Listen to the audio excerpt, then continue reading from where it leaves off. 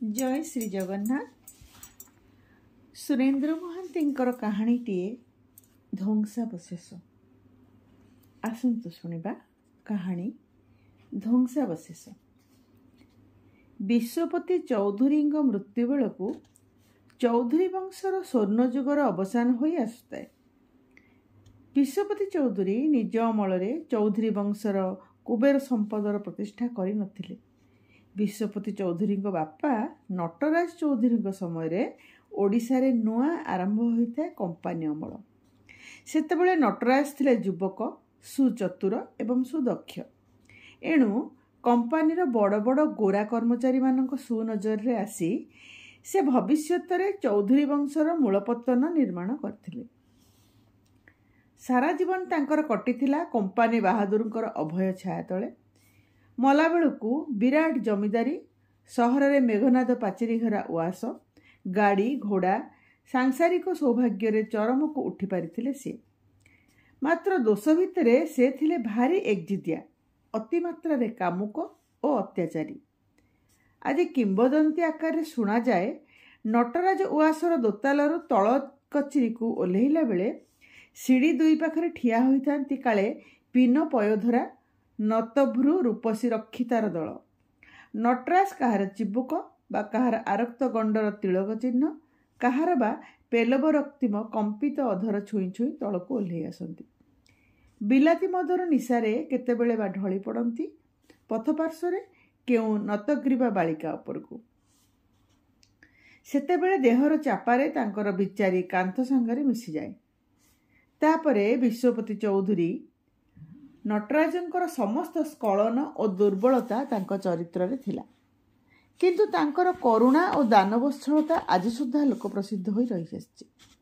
पुराणा दिनर लोक बेले बेले उदाहरण दे कहितांती सत्ययुगर कर्ण राजा आ कलिजुगर विश्वपति चौधुरी एक अंशर। चौधुरी वंशर विलुप्त प्राय जमीदारी इलाका भितरे आज भी शुणिबाकू मिले किंबदंती छଳରେ कुआड़े बैशाखर दिने मुंडफटा खरा झांझीरे चौधुरी उआसर सिंहद्वार पाखरे ठिया होई कोउ एक दरिद्र ब्राह्मण हरिध्वनि कला। विश्वपति थिले परम वैष्णव। हरिनाम शुणिले संसार स्पर्शरे तांकर कठिन हृदय भक्तिरसरे तरल स्रोत परी संसार लाभ क्षति किंबा उचित अनुचितर बंधनी न माने बही जाए। विश्वपति लोक पठेइले ब्राह्मण पाखको। कौन लोड़ा तांकर? विश्वपति तांकर समस्त अभाव समस्त कामना पूर्ण करदेवे। किंतु ब्राह्मण कहिला मनीषर कामनार आदि अंत नहीं, अभाव रे शेष नहीं। विश्वपति ए दाम्भिक प्रतिज्ञा प्रत्याहार करंतु। विश्वपति पुणी कही पठेइले मनीषर कामनार आदि अंत थाई पारे, किंतु श्रीहरिंकर मनीष प्रति करुणार आदि अंत नहीं, असीम तांको दया। एणु ब्राह्मण तांकर कामनार चरम सीमा पर्यंत जाई पारंती, अतिक्रम कले भी क्षति नहीं। विश्वपति द्वार कहीं फेरिनी केबे निराश है। विश्वपति भिक्षुक होई सुद्धा तांकर प्रतिज्ञा पालन करिवे। भिक्षुक ब्राह्मण कामनार तार केतेबा परिसर, चरम सीमा तार सामान्य केईबाटी जमी। विश्वपति मुर्की मुर्की हसिले ब्राह्मणर भिक्षा शुणी। तापरे कही पठेइले तथास्तु आदि ठारू सुवर्णपुर इलाका तार। ब्राह्मण विश्वपति द्वार फेरिला परे सुवर्णपुर इलाकार जमीदार होई। ए किंबदंती कि सत्य केही अवश्य केबे तार गवेषणा करी नहीं, किंतु सुवर्णपुर जमीदार घरू आगे प्रति शून्य दिन चौधुरी वास को भेटी आसुतला।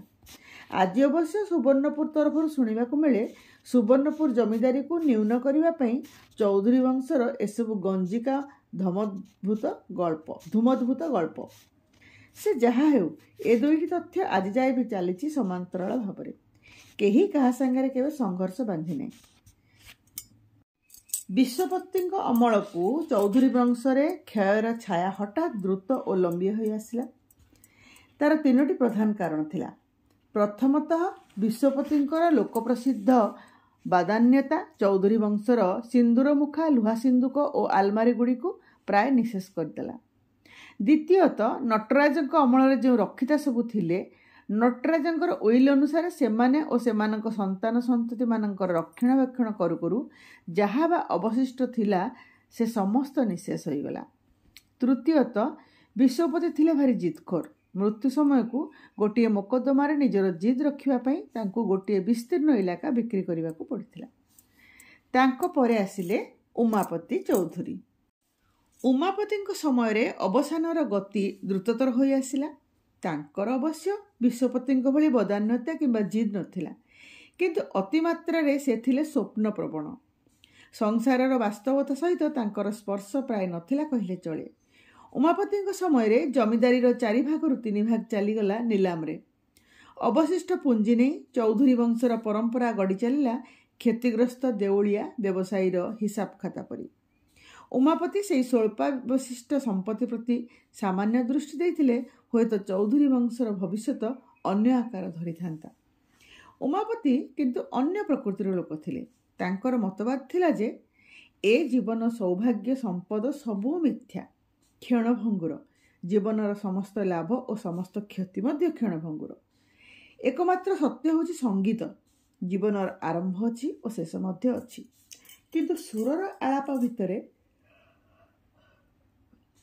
ଫୁଟି ଉଠେ ଯେଉଁ ଆଦି ଅନ୍ତହୀନ ପୃଥିବୀ, ଯେଉଁ ଛନ୍ଦମୁଖର କଳ୍ପଲୋକ, ତାର ମୃତ୍ୟୁ ନାହିଁ, ଅବସାନ ନାହିଁ, ପରିଶେଷ ନାହିଁ। ସେ ପୃଥିବୀ ଅମର ଓ ଅକ୍ଷୟ ଏବଂ ଯେଉଁ ଜୀବନ କଟିଯାଏ ସେ ଦୁର୍ଲଭ କଳ୍ପଲୋକର ସନ୍ଧାନରେ। ସେ ଜୀବନ ବାସ୍ତବିକ ଧନ୍ୟ ଏବଂ ସ୍ପୃହଣୀୟ।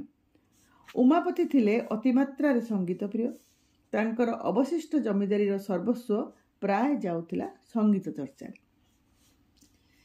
ବିଶ୍ୱପତିଙ୍କ ମୃତ୍ୟୁ ଆଗରୁ ଉମାପତି ବିବାହ କରିସାରିଥିଲେ। ତାଙ୍କର ସ୍ତ୍ରୀ କମଳମଣି ବେଳେବେଳେ ଅଭିଯୋଗ କରନ୍ତି, ତମେ କିଛି ଦେଖ ନା, କିଛି ଶୁଣ ନା।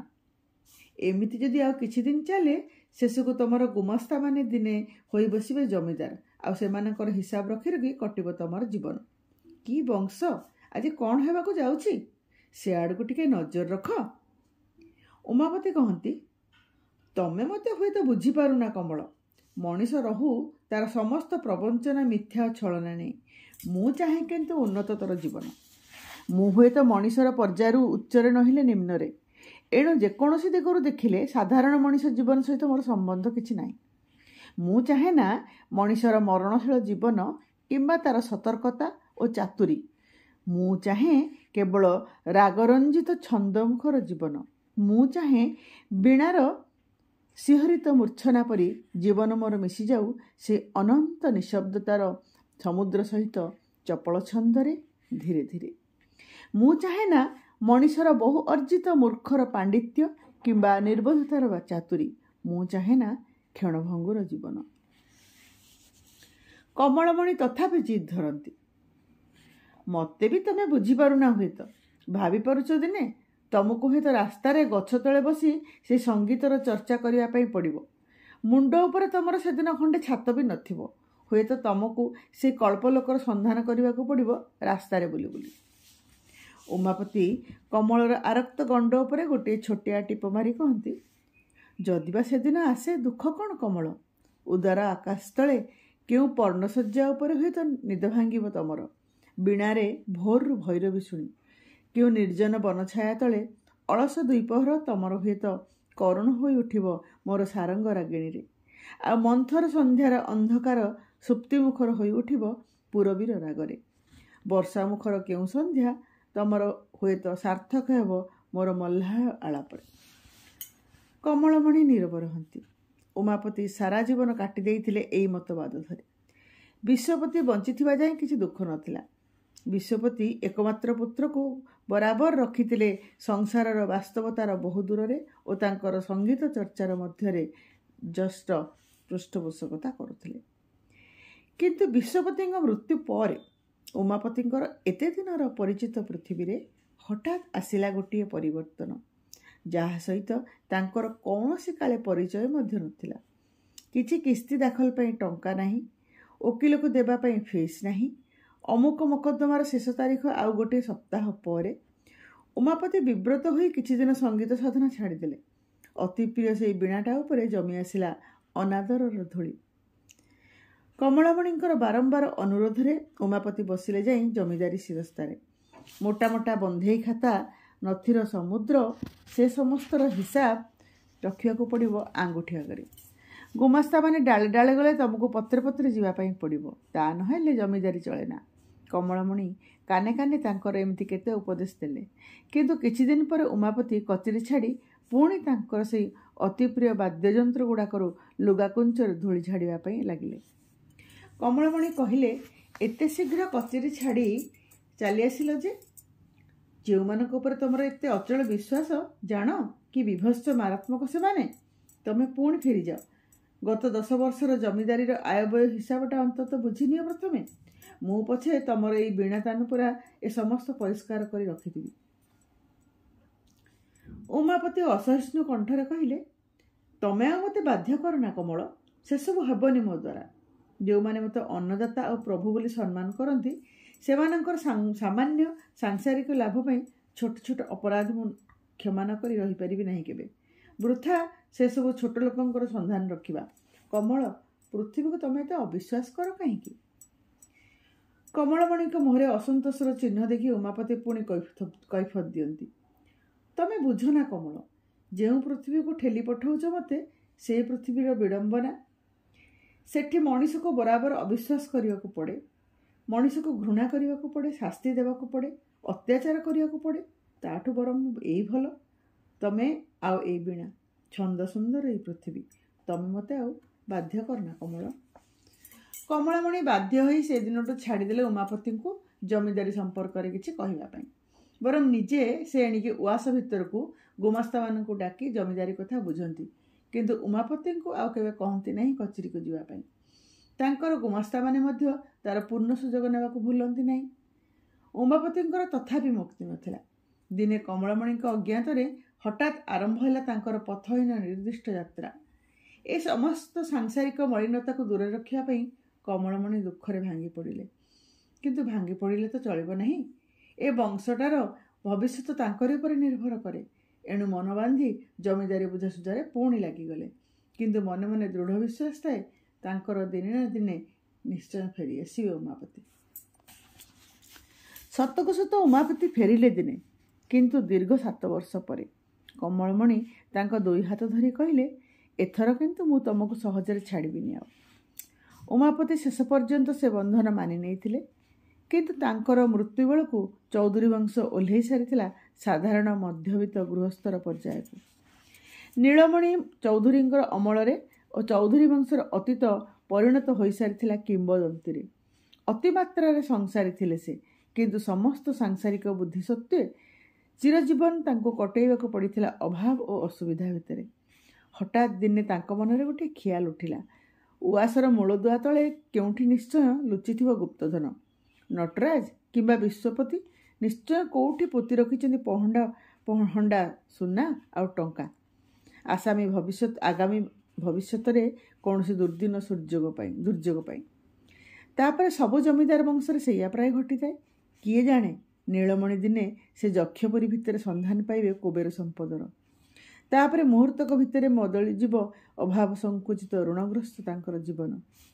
ଏଣୁ ଉଆସର ଅନେକ ଆଡ଼େ ମୂଳଦୁଆ ଫୁଟାଇ ବଡ଼ ବଡ଼ ଖଣି ଖୋଳା ହୋଇଗଲା, କିନ୍ତୁ ନୀଳମଣି ସେ ଯକ୍ଷଧନର ସନ୍ଧାନ ତଥାପି ପାଇନଥିଲେ। ଶେଷକୁ ଏଇ ବ୍ୟର୍ଥତା ଯୋଗୁଁ ତାଙ୍କର ମସ୍ତିଷ୍କ ବିକୃତି ମଧ୍ୟ ଘଟିଥିଲା। ଅନ୍ଧାର ରାତିରେ ଦିନେ ଖଣି ଖଣି ବୁଲି ସେ ଗୁପ୍ତଧନର ସନ୍ଧାନ କରୁ କରୁ ଗୋଟିଏ ଖାତ ଭିତରେ ପଡ଼ି ତାଙ୍କର ମୃତ୍ୟୁ ହୋଇଥିଲା। ରାଜେନ୍ଦ୍ର ଅମଳକୁ ଚୌଧୁରୀ ବଂଶର ସମସ୍ତ କିଛି ଲୋପ ପାଇସାରିଥିଲା। 200 ବର୍ଷର ମେଘନାଦ ପାଚିରି ଘେରା ଉଆସ ପରିଣତ ହୋଇଥିଲା ଭଗ୍ନ ସ୍ତୂପରେ। ଚଟାଣ ଯାକ ତାର ଖାଲି ବଡ଼ ବଡ଼ ଅନ୍ଧାର ଖଣି।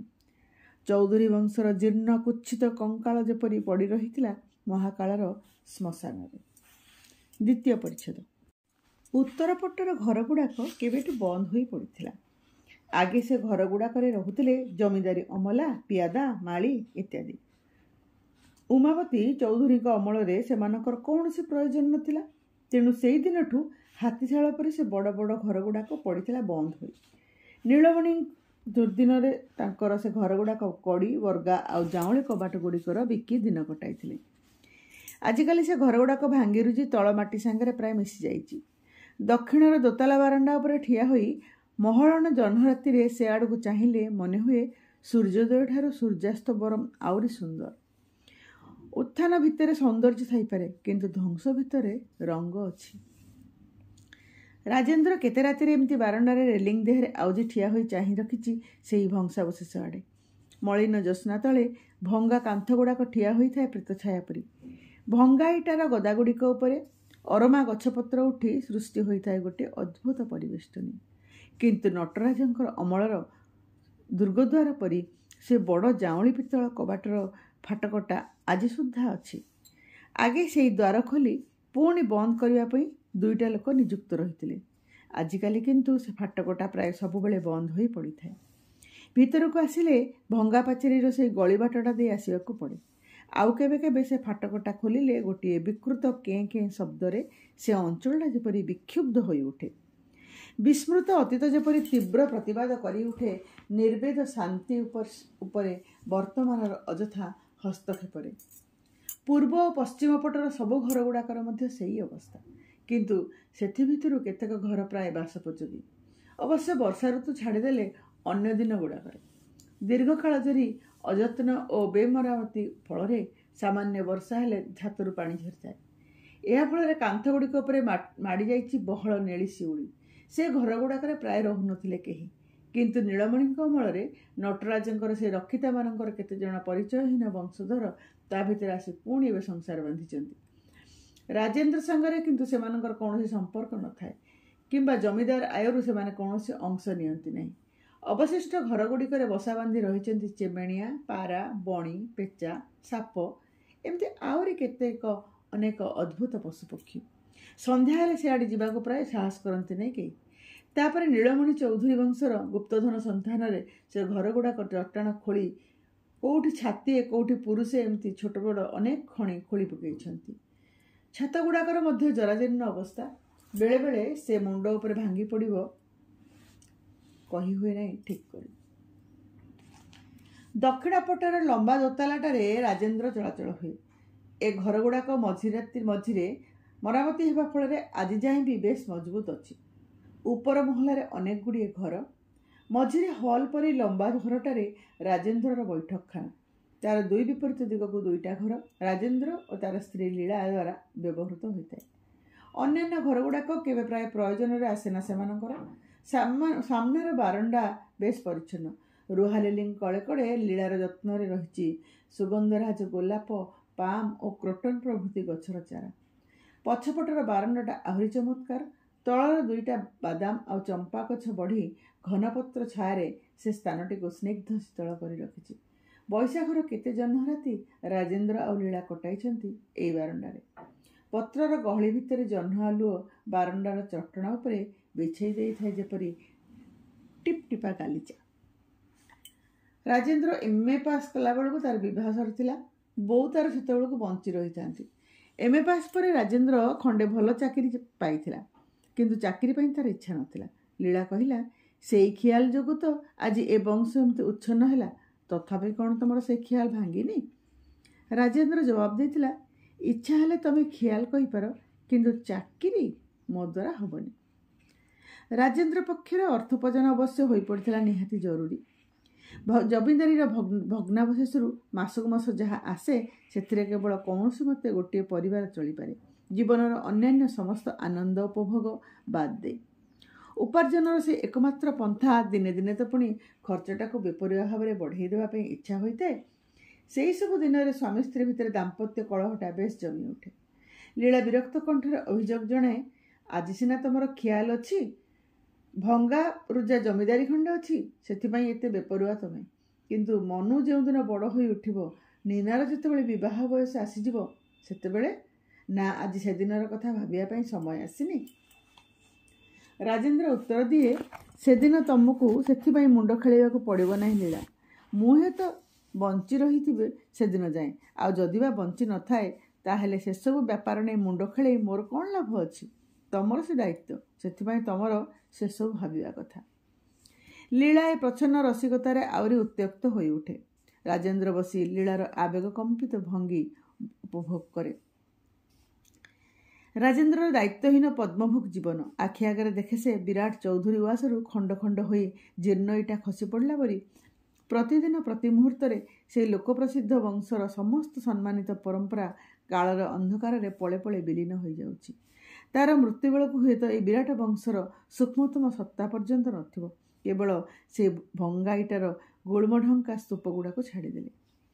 ରାଜେନ୍ଦ୍ର ସବୁ ଦେଖେ, ଉଚ୍ଚଶିକ୍ଷିତ ସେ, ଅର୍ଥୋପାର୍ଜନର ଯଥେଷ୍ଟ ପନ୍ଥା ପରିଚିତ ତାକୁ। ସେ ଚେଷ୍ଟା କଲେ ହୁଏତ ପତନୋନ୍ମୁଖ ଏ ବଂଶର ଚରମ ପରିଣତକୁ ଆଉ କିଛି ଦିନ ବିଳମ୍ବ କରାଇ ପାରନ୍ତା। କିଏ ଜାଣେ, ହୁଏତ ସେ ଅତୀତର ଶ୍ମଶାନ ଭୂମିରେ ଜନ୍ମ ନିଅନ୍ତା ପୁଣି ନୂଆ ଇତିହାସ, ନୂଆ ପରମ୍ପରା। ଲୀଳା ତ ବାରମ୍ବାର ସେଇ କଥା ବୁଝାଇବାକୁ ଚେଷ୍ଟା କରେ ରାଜେନ୍ଦ୍ରକୁ, କିନ୍ତୁ ରାଜେନ୍ଦ୍ର ମୁଣ୍ଡ ଉପରେ ଚାପି ବସିଲା ଧ୍ୱଂସର ନିଶା। ସବୁ ଶେଷ ପାଇଯିବାକୁ ସ୍ୱପ୍ନ, ସବୁ ଶେଷ ହେଇଯାଉ, ସବୁ ଲୋପ ପାଇଯାଉ। ଅତୀତର ଚୌଧୁରୀ ବଂଶ ଓହ୍ଲେଇ ଆସୁ ଭିକ୍ଷୁକର ସ୍ତରକୁ, ପତନର ଶେଷ ସୀମା ପର୍ଯ୍ୟନ୍ତ ଓହ୍ଲେଇ ଆସୁ ଊର୍ଦ୍ଧ୍ୱଗାମୀ ଅତୀତ। ତାପରେ ପତନର ସେ ଗ୍ଲାନି ଭିତରେ, ବିସ୍ମୃତ ଗୌରବର ସେଇ ଅନ୍ଧକାର ଭିତରେ ପୁଣି ଜନ୍ମ ନେବ ଏଇ ବର୍ଣ୍ଣାଢ୍ୟ ଅତୀତ, ସେଇ ନଟରାଜ ଚୌଧୁରୀ। ଭଙ୍ଗା ଚୌଧୁରୀ ଉଆସ ସେଦିନ ପୁଣି ମୁଣ୍ଡ ତୋଳି ଠିଆ ହେବ ନୂତନ ଗୌରବରେ। ରାଜେନ୍ଦ୍ର ଲକ୍ଷେ ଚେଷ୍ଟା କଲେ ଆଜି ରୋଧି ପାରି ନାହିଁ ସେଇ ଅଧୋଗତି। ଏହି ଭାବନା ଭିତରେ ରାଜେନ୍ଦ୍ର ଅନେକଟା ସାନ୍ତ୍ୱନା ପାଏ। କିନ୍ତୁ ଲୀଳା ବୁଝେ ନା ରାଜେନ୍ଦ୍ରର ତତ୍ତ୍ୱ। ଯୁକ୍ତି କରେ ସେ, ଲଜ୍ଜା ଲାଗେ ନା ତମକୁ ଏଇ ଭଙ୍ଗା ଇଟାକୋଡ଼ ଭିତରେ ପଡ଼ି ଦିନ କାଟିବା ପାଇଁ? ଦେବାଳିଆର ହିସାବ ଖାତା ପରି ତମର ସେ ଅତୀତ, ତାର କ'ଣ ମାନେ ହୁଏ କିଛି? ରାଜେନ୍ଦ୍ର କହେ, ତମର ଏକ ନିହାତ ଗଦ୍ୟ ଲୀଳା। ସେ ଟଣା ଆଖିରେ ରଙ୍ଗ ନାହିଁ ତମର। ତମର ଯାହା ମନେ ହୁଏ ଭଙ୍ଗା ଇଟାର କୁଢ଼ ବୋଲି, ମୋର ତ ସେସବୁ ମନେ ହୁଏ ଯେପରି ରୋମାନ ଇତିହାସର ଭଙ୍ଗା ଇଟା, ପଥର ଆଉ ସ୍ମୃତି ଆଗୁଳି ବସି ରହିଛି। ଲୀଳା ଜବାବ ଦିଏ, କିନ୍ତୁ ଖାଲି କଳ୍ପନାରେ କ'ଣ ମଣିଷ ବଞ୍ଚେ? ସ୍ୱପ୍ନର ପଦ୍ମକେଶର ଖାଇ ବଞ୍ଚିପାରିବ ତମେ? ଲୀଳାର ଯୁକ୍ତି ଏଡ଼ିଆ ପାଇଁ ରାଜେନ୍ଦ୍ର କହେ, ତମେ ମୋତେ ବୃଥା ଦୋଷ ଦେଉଛ ଲୀଳା। ମୋ ଦ୍ୱାରା କ'ଣ ସମ୍ଭବ ଆଉ କ'ଣ ବା ମୁଁ କରିପାରିବି? ଅତୀତର ସୌଭାଗ୍ୟୋଜ୍ଜଳ ପଟ୍ଟଭୂମି ଉପରେ ମୋର ଦିନ ମଳିନ ଜୀବନକୁ ହୁଏତ ଭଲ ଲାଗୁନି ତମକୁ, କିନ୍ତୁ ସେଥିପାଇଁ କ'ଣ ମୁଁ ଦାୟୀ ଲୀଳା? ନଟରାଜ ସୌଭାଗ୍ୟର ଚରମ ସୀମା ସ୍ପର୍ଶ କରିଥିଲେ ହାବେଳି ପରି, କିନ୍ତୁ ଆଲୋକର ସେ ଊର୍ଦ୍ଧ୍ୱଗାମୀ ଚପଳତା ଯଦି ଅନ୍ଧକାର ଭିତରେ ପୁଣି ମିଳେଇଯାଏ, ସେଥିପାଇଁ କ'ଣ ଦାୟୀ ମୁଁ? ହାବେଳିର ନିମ୍ନଗାମୀ ଆଲୋକ ଶିଖା ଯଦି ତାର ଊର୍ଦ୍ଧ୍ୱଗତି ହରାଏ, ସେଥିପାଇଁ ଦୋଷୀ କରିବ ମୋତେ? ସେଥିପାଇଁ ଦାୟୀ ନଟରାଜ ଗତି ତାଙ୍କର ସାମାନ୍ୟ ମନ୍ଥର ହୋଇଥିଲେ ପତନର ଏ ନିମ୍ନଗତି ହୁଏତ ଆହୁରି ବିଳମ୍ବ ହୋଇପାରିଥିଲା। ଲୀଳା ତଥାପି ଯୁକ୍ତି କରେ।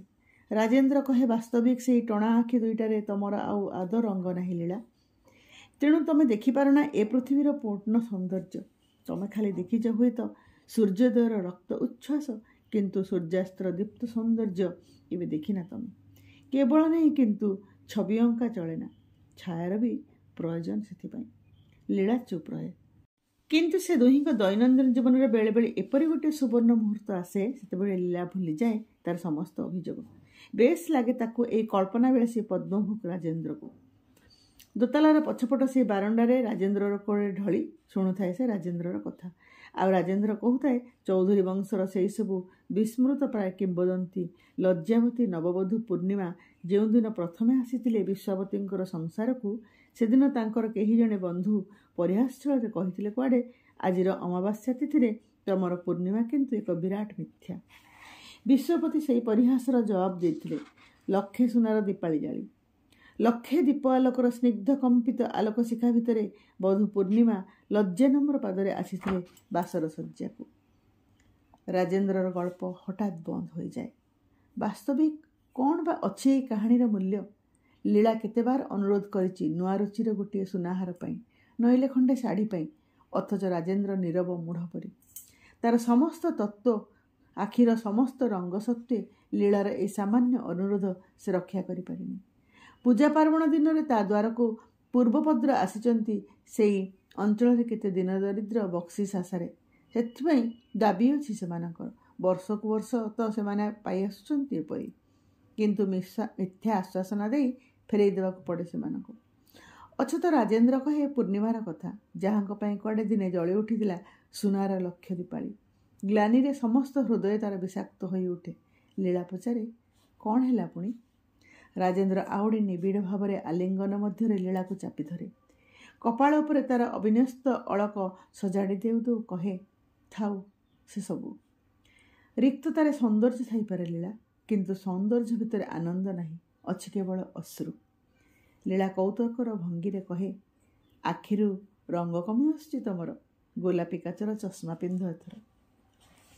ତୃତୀୟ ପରିଚ୍ଛେଦ। ସୂର୍ଯ୍ୟାସ୍ତ ହୋଇସାରିଛି ପଶ୍ଚିମ ଦିଗ୍ବଳରେ।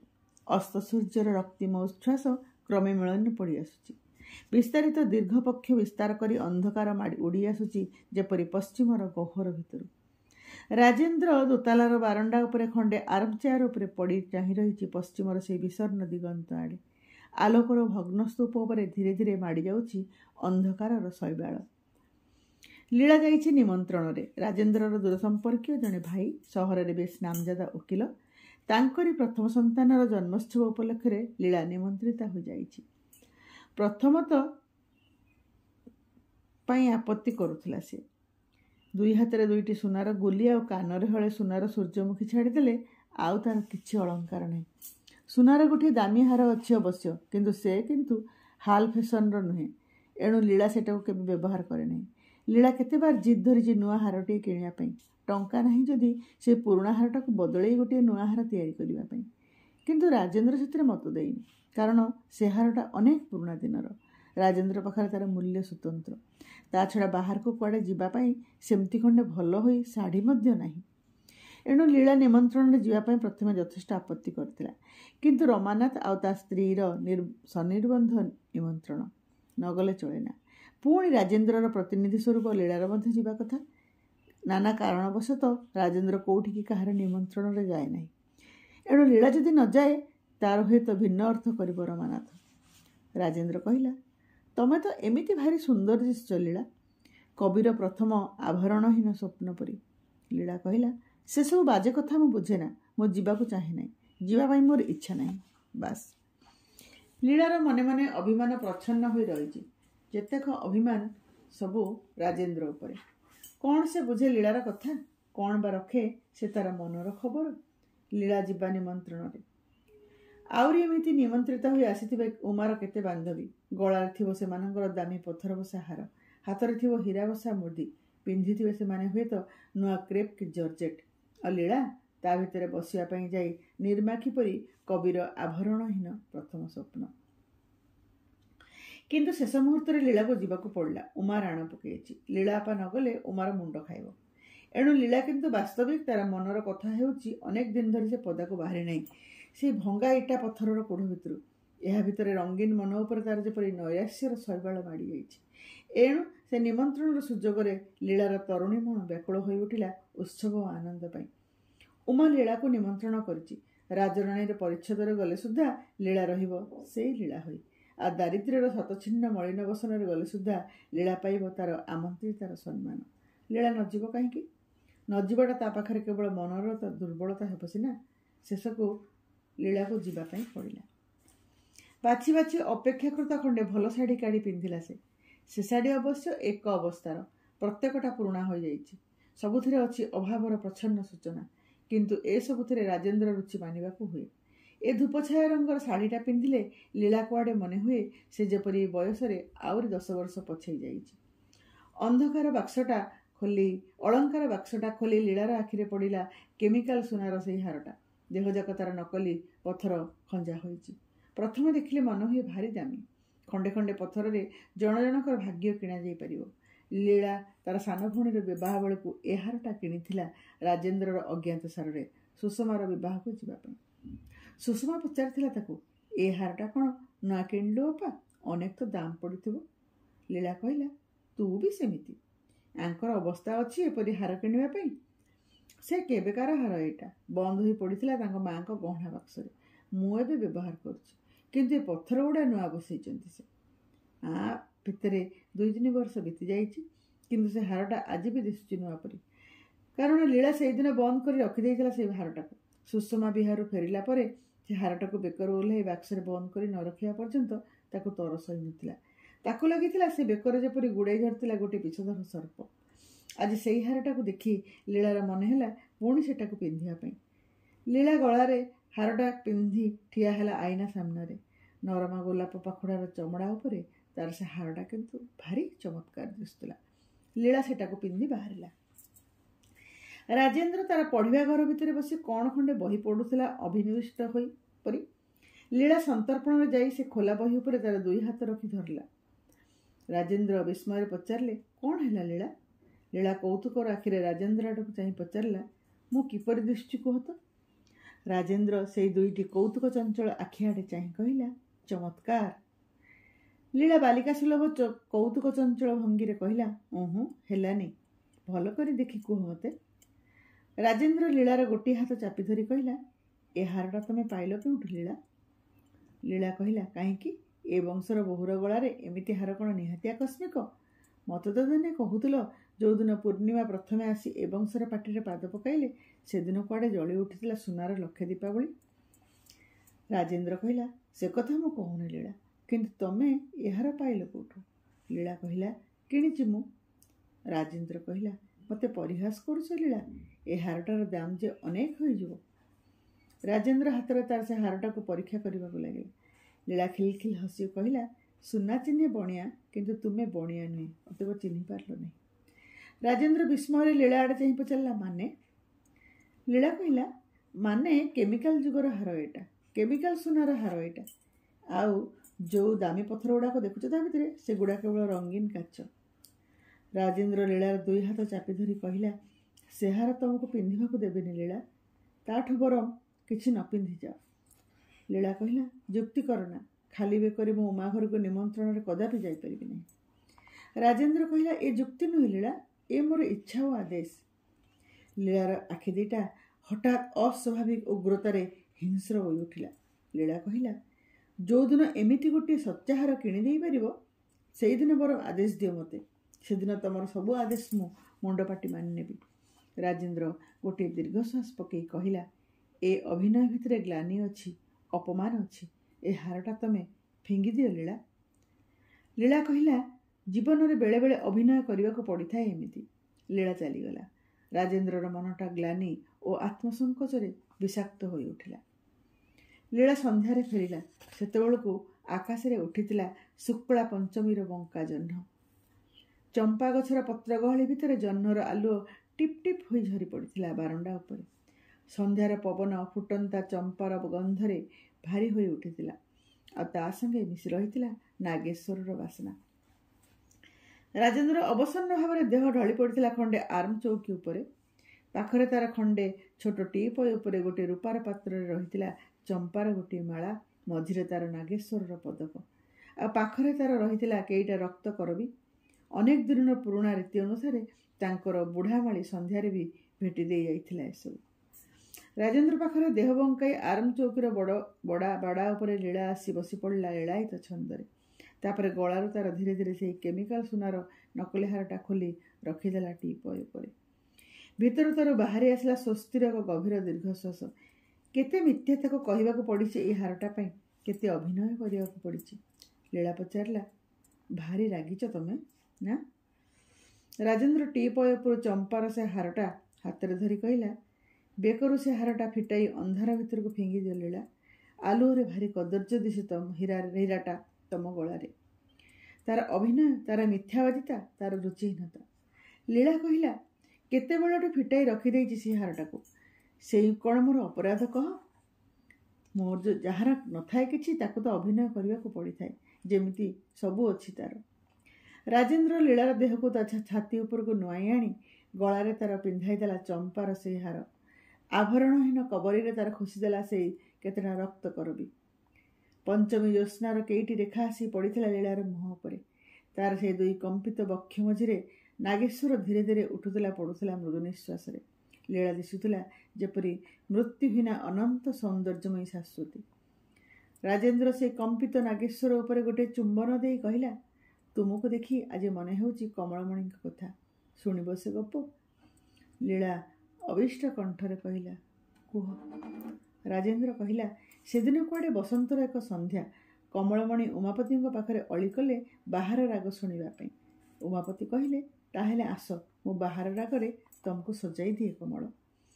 ଦେହରୁ ତାଙ୍କର ସମସ୍ତ ସ୍ୱର୍ଣ୍ଣ ଆଭରଣ ଫିଙ୍ଗି କମଳମଣି ଗଳାରେ ପିନ୍ଧିଲେ ପୁରୁବକର ମାଳା, କଟିରେ ବେଢ଼େଇ ନେଲେ ରକ୍ତ କରବୀର ମେଖଳା, କବରୀରେ ଖୋସିଲେ ସୂର୍ଯ୍ୟମୁଖୀ, ଆଉ ପାଦରେ ପିନ୍ଧିଲେ ଡାଳିମ୍ବ ମଞ୍ଜରୀର ନୂପୁର। ସେଇ ଛାଇଆ ଲୁହ ଭିତରେ ଲୀଳାର ଆବିଷ୍ଟ ଆଖି ଦୁଇଟା ହଠାତ୍ ଏକ ତୀବ୍ର ଉତ୍ତେଜନାରେ ଜଳି ଉଠିଲା। ରାଜେନ୍ଦ୍ରର ଶିଥିଳ ବାହୁପାଶ ଭିତରୁ ନିଜକୁ ମୁକ୍ତ କରି ଲୀଳା କହିଲା, ଅନ୍ଧ ତମେ, କିଛି ଦେଖିନାହ। କମଳମଣି ସେଦିନ ଦେହରୁ ସୁନା ଆଭରଣ ଫିଟାଇ କୁରୁବକର ହାର ପିନ୍ଧିଥିଲେ ଖିଆଲରେ। ଏକ ମାନସିକ ବିଳାସରେ ଶେଷ ଯାଇଥିଲେ ନିଜକୁ କରବୀ ଆଉ କୁରୁବକ ମାଳରେ, କିନ୍ତୁ ନିଶ୍ଚୟ ତାର ଦୈନ୍ୟରେ ନୁହେଁ। ରାଜେନ୍ଦ୍ର ଏ ଆକସ୍ମିକ ବିସ୍ଫୋରଣ ପାଇଁ ପ୍ରସ୍ତୁତ ନଥିଲା। ସେ ବିସ୍ମୟରେ ଚାହିଁ ରହିଲା ପ୍ରହେଳିକାମୟୀ ଲୀଳା ଆଡ଼େ। ଲୀଳା ଚିତ୍କାର କରି କହିଲା, ଯାହା ଯାଇଛି, ଯାହା ଆଜି ଭଗ୍ନାବଶେଷ, ସେସବୁ ଅନ୍ଧ କରି ଆଜି ପରମ ଓ ଚରମ କରି ଧରି ରଖିବାରେ କି ପ୍ରୟୋଜନ? ଆଜି କ'ଣ ଅଛି ତମର? ଏ ଦାରିଦ୍ର୍ୟ ଓ ଗ୍ଲାନି ଭିତରେ ସେଦିନର କନକମଣିଙ୍କ କାହାଣୀ କହିବା ପାଇଁ ଲଜ୍ଜା ଲାଗେ ନା ତମକୁ? ସ୍ୱପ୍ନ ସମ୍ଭବା କମଳାମଣିଙ୍କ ପ୍ରତି ଲୀଳା ତାର ଅଜ୍ଞାତରେ ବେଳେବେଳେ ଈର୍ଷାନ୍ୱିତ ହୋଇ ପଡ଼ିଥିଲା, ତାହା ସେ ଜାଣିନଥିଲା। ଲୀଳା ଗଳାରୁ ସେ ଚମ୍ପାମାଳଟା କାଢ଼ି ଛିଣ୍ଡାଇ ଫିଙ୍ଗିଦେଲା ତଳ ଚଟାଣ ଉପରେ। ରାଜେନ୍ଦ୍ରର ଆଖିରେ ନିଦ ଲାଗି ଆସିଥିଲା। ଲୀଳାର ବ୍ୟବହାର ରାଜେନ୍ଦ୍ରକୁ ଯେତେ ବ୍ୟଥା ଦେଇନଥିଲା, ତାଠୁ ବେଶୀ କରିଥିଲା ବିସ୍ମିତ। ଲୀଳାକୁ ସବୁବେଳେ ସେ ବୁଝିପାରେନା ଠିକ୍ ଭାବରେ, କିନ୍ତୁ ଲୀଳାର ଆଖିରେ ସାରା ରାତି ନିଦ ନଥିଲା। ବିଛଣା ଛାଡ଼ି ବାରଣ୍ଡାରେ ସେ ଖାଲି ଏପଟ ସେପଟ ହେଉଥିଲା ଅସ୍ଥିର ଭାବରେ। ସ୍ୱାମୀ ତାର ଯେ ତାକୁ ଚିରଦିନ ଦେଇ ଆସିଛି ଅନାବିଳ ସ୍ନେହ, ପ୍ରେମ ଓ ପ୍ରଣୟ, ଲୀଳା ସେଇ ସ୍ୱାମୀକୁ ଅପମାନ ଦେଇଛି, ଲାଞ୍ଛନା ଦେଇଛି, ନିହାତି ଇତରା ପରି ସାମାନ୍ୟ ଗୋଟିଏ ହାର ପାଇଁ। ଦାରିଦ୍ର୍ୟ ଅପରାଧ ନୁହେଁ। ଦାରିଦ୍ର୍ୟ ମଧ୍ୟରେ ସୁଦ୍ଧା ଜୀବନର ମହିମା ଅନାବିଳ ଦ୍ୟୁତିରେ ଉଲ୍ଲସିତ ହୋଇପାରେ, ଉଦ୍ଭାସିତ ହୋଇପାରେ। ଦାରିଦ୍ର୍ୟ ଆଭରଣକୁ ମଳିନ କରିପାରେ, କିନ୍ତୁ ଆତ୍ମାକୁ ନୁହେଁ। ରାଜେନ୍ଦ୍ରର ନିଦ ହଠାତ୍ ଭାଙ୍ଗିଗଲା। ତାର ପାଦ ଉପରେ ଲୀଳାର ଉଷ୍ମ ଅଶ୍ରୁ ଥପ୍ ଥପ୍ ହୋଇ ଝରି ପଡ଼ୁଥିଲା। ରାଜେନ୍ଦ୍ର ପାଦଟା ଟାଣି ନେଇ ବିଛଣା ଉପରେ ଉଠି ବସି ପଚାରିଲା, ତମେ କାନ୍ଦୁଛ ଲୀଳା? ଲୀଳା ରାଜେନ୍ଦ୍ରର ଛାତି ଉପରେ ମୁହଁ ଲୁଚାଇ ଅଶ୍ରୁ ଗଦଗଦ କଣ୍ଠରେ କହିଲା, ମୋତେ କ୍ଷମା କର, କ୍ଷମା କର ସ୍ୱାମୀ, ତମକୁ ଅପମାନ କରିଛି ମୁଁ। ଲୀଳା ନିଜ ଗଳାରେ ତଳୁ ପୁଣି ସାଉଁଟି ନେଇ ପିନ୍ଧିଥିଲା ସେଇ ଛିନ୍ନ ଶିଥିଳ ମାଳା। ଦଳିତ ଭୁରୁଭୁରୁ ଗନ୍ଧ ରାତିର ପବନକୁ ସ୍ନିଗ୍ଧ କରିଦେଇଥିଲା। ରାଜେନ୍ଦ୍ର ଲୀଳାର ଅଶ୍ରୁସିକ୍ତ ଗଣ୍ଡ ଉପରେ ମୁହଁ ଚାପି ନାଗେଶ୍ୱରର ସୌରଭ ଆଘ୍ରାଣ କରି କହିଲା, ତମେ ଭାରି ଦୁର୍ବଳ ଲୀଳା, ତମକୁ ଅନେକ ଦିନ କ୍ଷମା ଦେଇସାରିଛି ମୁଁ।